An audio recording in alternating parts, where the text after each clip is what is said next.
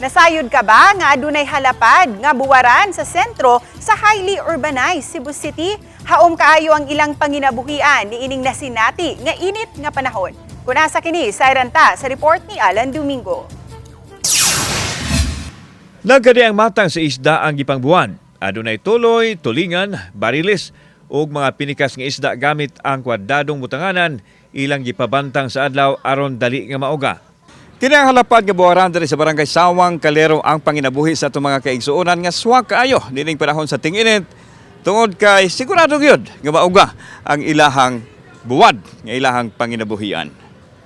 Giumbawan ra ang buwaran sa modernong agianan sa SRP Viaduct ug sa iconic Siserex nga naara usab sa luyo sa bagsakan sa Pasel Fishport diin magkuha ang mga tao og isda nga ilang himuong buwad. Gikan pa sa mga dapit sa Mindanao, ang mga isda nga ilang gamiton aron buwaron. Asa mo ka pa dong? Ato na ko carbon maninda. Ikay nagbuwad ani? Oo. Pila ka adlaw na nimong binuwan? Kung init kaayo, makakuha og usag tunga.